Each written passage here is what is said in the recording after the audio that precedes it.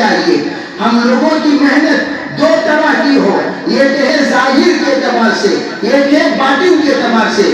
ظاہر کے اعتبار سے تو آداب بیان کیے جاتے ہیں، کتابوں کے آداب ہیں، درسہ کے آداب ہیں، اساتذہ کے آداب ہیں، مدرسے کے آداب ہیں، طلباء آپس میں زملاء کے آداب ہیں، آپس میں تعلقات کے آداب ہیں، آپس میں ایک دوسرے کی عزت اور احترام کے آداب ہیں. یہ تمام آداب جس کو ہم سنتے رہتے ہیں، اس کا تو ہم لوگ لحاظ رکھیں گے ہی، اس لیے کہ بے ادب کبھی بھی وہ صاحب نصیب نہیں ہو سکتا.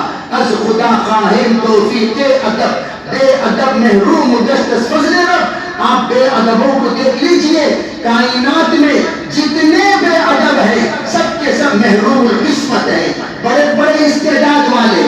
بلکہ میں آپ لوگوں کو یہ بتاؤں، میری فراغت دارالعلوم سے تقریباً 22 سال پہلے ہوئی ہے.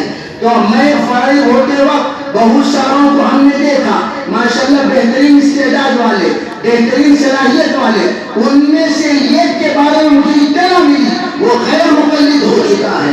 میں حیرت پہ پڑ گیا، ارے بھئی یہ اتنی بڑی استعداد والا غیر مقلد کیسے ہوا؟ اس کا مذاکرہ اپنے زملاء میں، اپنے ساتھیوں میں، اپنے دوستوں میں ہم کرتے رہے تو ساتھیوں نے بتایا یہ اساتذہ کا بے ادب تھا، احادیث کا بے ادب تھا. یہ جس وقت اساتذہ کوئی تطبیق دیتے تھے، تطبیق کا مذاق اڑایا کرتا تھا، تطبیق کو مانتا نہیں تھا، اور یہ اس تشریح کے ساتھ نقطہ لگایا کرتا تھا.